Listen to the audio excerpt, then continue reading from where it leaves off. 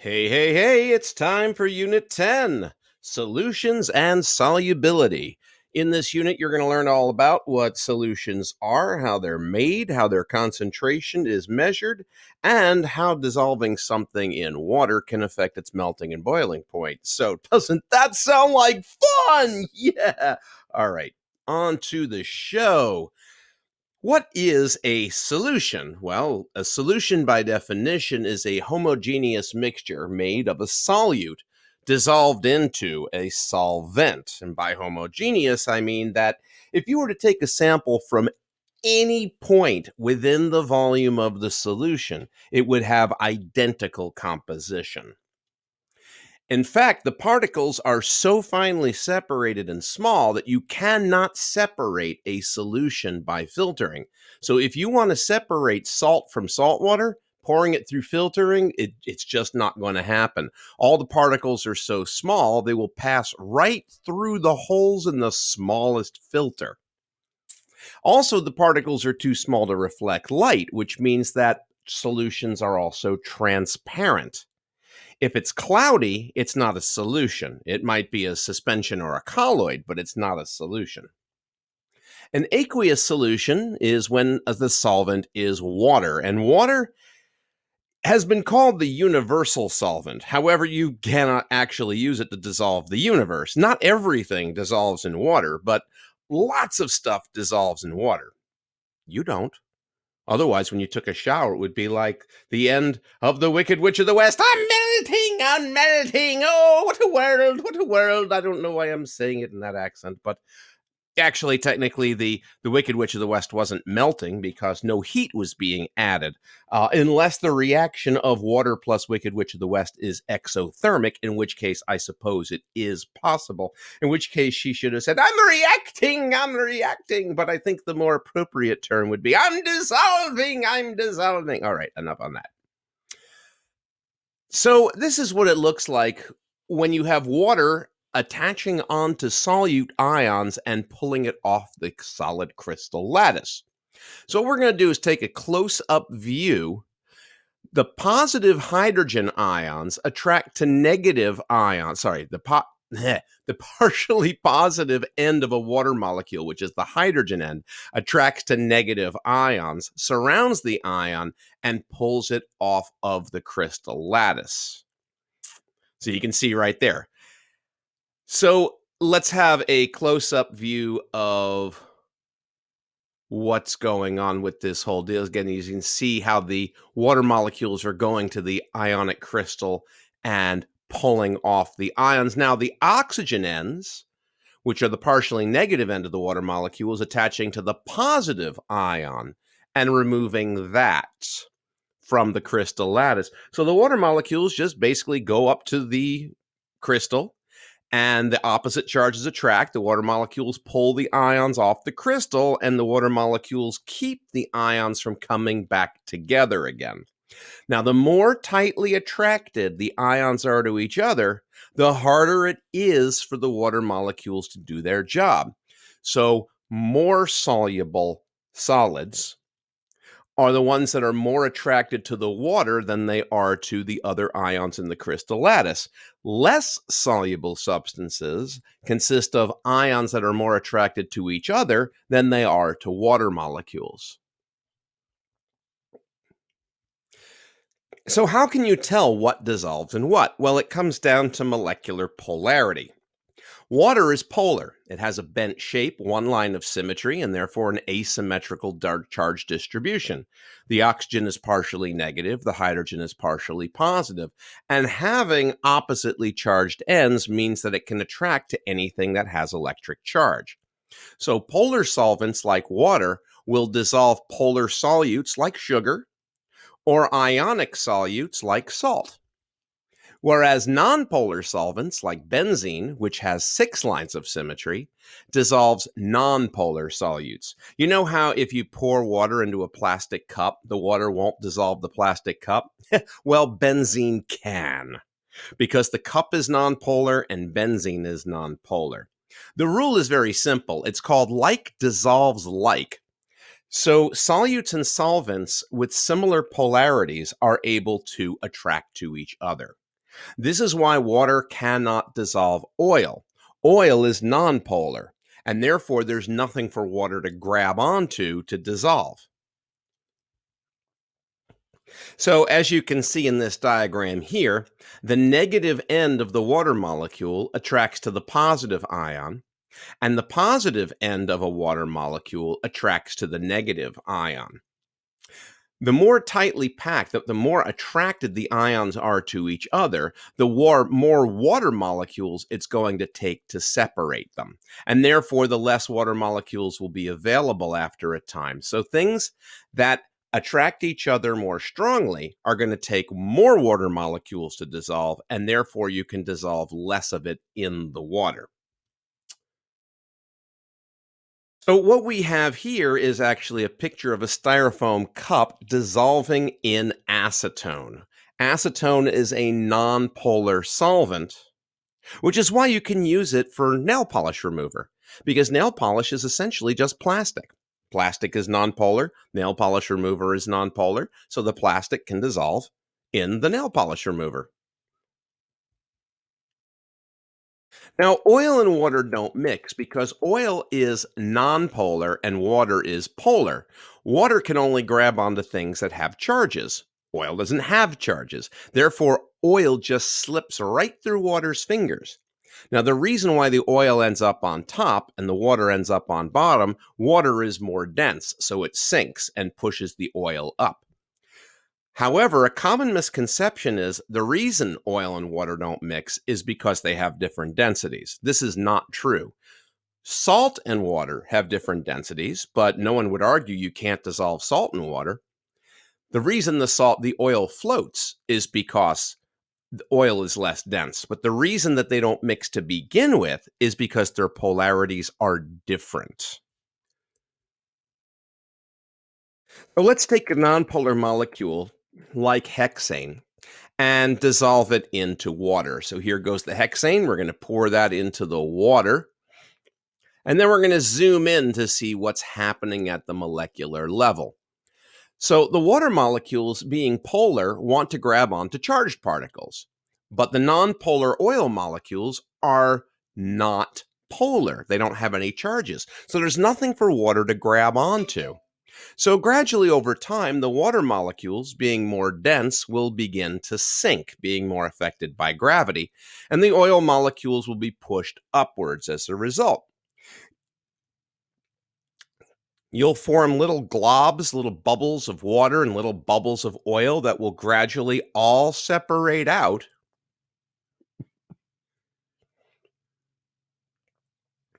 until all the water is at the bottom and all the oil is at the top. And you can actually see a line in your flask that shows the interface between the less polar, less dense hexane and the more polar, more dense water. And that's why oil and water doesn't mix. Water's polar, oil's nonpolar. Like dissolves like. Unlike, yeah, not so much. All right. So, how much can you dissolve? This is what solubility is. It's the maximum quantity in grams of solute that you can dissolve into a given amount of solvent. For example, how many grams of salt can you dissolve in 100 grams of water? However, you have to take other things into consideration. There are some factors that affect how much you can dissolve. If you're trying to dissolve a solid in water, raising the temperature will raise the solubility. As you know, things dissolve more in water at higher temperatures. For gases, increasing the pressure increases the solubility, which is why when you take the cap off a bottle of soda, the carbon dioxide gas that was dissolved into the soda comes out because by opening the cap, you've decreased the pressure and therefore the CO2 gas is less soluble. So the excess comes out. Ooh, sounds like fun. However, for gases, increasing the temperature makes the solubility less. Gases don't like dissolving in water. Most gases are nonpolar, and therefore increasing the temperature makes them less soluble. The other reason for this is gases have high entropy. Increasing temperature makes them want to have more entropy. Dissolving them in water lowers the entropy. This is not favored. So, a gas dissolving into water has a negative change in entropy. This is not favored. And as temperature increases, this becomes even more unfavored. Now, to determine solubility, we'll use a solubility curve. This one can be found on New York State Reference Table G, and it graphs the solubility of many different solutes, most of them solids, we can tell because their curves go up. Some of them gases, we can tell because their curves go down. So, what the solubility of these solutes is in grams of solute for every 100 grams of water at different temperatures. So, for example, at 50 degrees Celsius, it will take about 83 grams of potassium nitrate to saturate 100 grams of water. Solubility is how many grams it takes to saturate the solution. All right. So, what is the solubility of potassium nitrate in that 100 grams of water at 40 degrees Celsius? Well, we start at 40 degrees Celsius and we go up to the KNO3 line. And then we shoot over to the solubility axis and we read off the resulting solubility. Looks like about 66 grams. Now, that is for 100 grams of water. What if we didn't have 100 grams of water? What if we only wanted to dissolve it in 50 grams of water? Well, 66 grams can dissolve in 100 grams of water, which means that 33 grams, half as much, would be able to dissolve in 50 grams of water, half as much water. So what you do is figure out how much dissolves in 100 and then set up a proportion to figure out how much dissolves in any amount of water that you want to figure it out for. For example, what is the solubility of ammonium chloride in 200 grams of water at 60 degrees Celsius? Now, this table is telling us how much dissolves in 100 grams of water. So find out for that first and then set up a proportion to figure out how much it would be in 200 grams of water. So let's do that. We'll start at 60. We'll go up to the ammonium chloride line and shoot across. And that looks like about 57 grams. So about 57 grams can dissolve for every 100 grams of water you have. But the question isn't asking about 100 grams of water. It's asking about 200 grams of water. So set up a proportion. 57 grams will dissolve in 100 grams of water. So how many grams will dissolve in 200 grams of water? And so you can do 57 times 200 equals 100 times x, cross multiply to solve. And of course, that would be 114 grams because 100 grams and 200 grams, you're doubling the amount of water, which means you can double the amount of solute you can dissolve. What is the solubility of sodium nitrate in 50 grams of water at 30 degrees Celsius? So we start at 30 degrees Celsius and we go up to the NaNO3 line, and be careful, there's a lot of labels, but there's arrows that point to each of the lines. So keep a very close eye on that. And then we're going to shoot over to the solubility axis and find out how much you can dissolve in 100 grams. Looks like about 96 grams of sodium nitrate. So if 96 grams can dissolve in 100 grams of water, how many grams can dissolve in 50 grams of water? And again, you can do 96 times 50 equals 100 over x. Or you could do 96 times 50 over 100 equals x. Many ways of doing it. But if you cut the amount of water in half, then you cut the amount of solute you can dissolve in half. What's half of 96? Well, that would be 48. So 96 grams can dissolve in 100 grams of water. So if you only have 50 grams of water, you can dissolve half as much, or 48 grams worth of solute, to make a saturated solution. So the lines represent the quantities required to make a saturated solution at any given temperature between 0 and 100 degrees.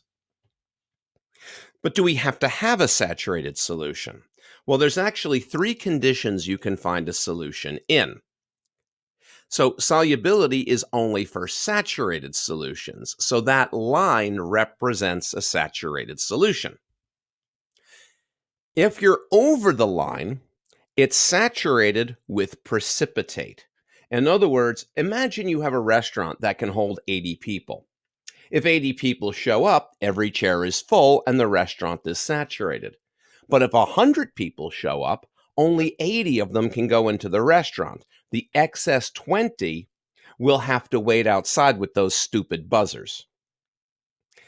And a person cannot enter the restaurant until someone who's already in the restaurant leaves. So there's always going to be 80 people in the restaurant under those conditions. Now, there are certain rare circumstances where you can actually dissolve more than theoretically possible at a temperature. This is called supersaturated. I'm just going to use the term supersaturated to represent any solution that's saturated but has an excess amount that precipitates out. So anywhere over the line we could call supersaturated or saturated with precipitate. Under the line would be unsaturated. This would be like an 80-seat restaurant, but only 30 people showed up. You still have room for 50 more people. So what is the condition of an ammonia solution if 40 grams of ammonia is dissolved into 100 grams of water at 80 degrees Celsius? Now, there's a lot of numbers here. There's a lot of information. Into 100 grams of water means that we can use reference table G directly. We don't have to do any conversions. We have 40 grams of NH3, so 40 grams, at 80 degrees Celsius, 80 degrees Celsius, and we're going to use the NH3 line to do it. So we're going to start at 80 degrees Celsius, we're going to move up to 40 grams and shoot across. And we're going to see where that compares to where the NH3 line is. Well, at that temperature, the line for NH3 is below where those lines cross over. Therefore, this solution is supersaturated. That means 10, 20, approximately 27 grams excess ammonia will come out of the solution. What is the condition of an NaNO3 solution with 90 grams of sodium nitrate dissolved into 100 grams of water at 40 degrees Celsius? So once again, it's saying we're having 100 grams of water, which means we can use the table directly. We don't have to do any proportions. So we start at 40 degrees and we move up to 90 grams and see where they intersect compared to where the NaNO3 line is. And if you see the NaNO3 line is above where the two lines cross over. Therefore, this solution is unsaturated because we can still add 10, 16 more grams to make it saturated. Or we could lower the temperature by 10, 17 degrees Celsius. What makes this graph particularly easy to read is both axes have exactly the same scale, and each box represents 10 on both axes. So it makes it a lot easier to read this graph. So how do we make a saturated solution? Well, determine how far you are from the desired line at your given temperature. Move along the x-axis to determine how much you have to change temperature by, or move along the y-axis to see how much precipitate will form if you're over the line, or how much solute you can add if you're under the line. So, how many grams of KNO3 will fall out as precipitate if you add 110 grams of potassium nitrate to 100 grams of water at 50 degrees Celsius? Again, 100 grams of water means we can use this table directly. We don't have to do any proportions. So, we're going to cross over 110 and 50. And there we are. That's where they cross over. Now, where is this with respect to the KNO3 line? Well, at 50 degrees Celsius, we are way over the KNO3 line. So the question is, how far above the KNO3 line? How many grams over? Well, it looks like at this temperature, we can dissolve about 85 grams at 50 degrees Celsius, but we're at 110 grams. So we are 10, 20. Actually, that looks more like about 26 or 27 grams because it crosses over down here. So being above the KNO3 line, it's supersaturated, and anywhere from 25 to 27 would be fine. Again, reading a graph, there's a little bit of reading error associated with it. So anywhere from 25 to 27 grams will precipitate depending on how you read this graph. 60 grams of ammonium chloride are dissolved into 100 grams of water at 90 degrees Celsius. To what temperature must this solution be lowered to make it saturated? Once again, 100 grams of water means we can just use this table directly. So let's cross over 60 grams of ammonium chloride and 90 degrees Celsius. All right. Now, here's the ammonium chloride line at 90 degrees. It looks like we can dissolve about 72 grams of ammonium chloride, but we're currently only dissolving 60 grams. So, to what temperature must the solution be lowered? So, in order to make it saturated, we have to lower the temperature until we hit that line. Now, there's two ways we can express this. We can say, how many degrees are we going to lower it by? Or, to what temperature will we lower it? This question is saying, to what temperature must we lower it? And it looks like the temperature we must lower it to is about 67, 68 degrees Celsius. Now, if the question was, by how many degrees must you cool it?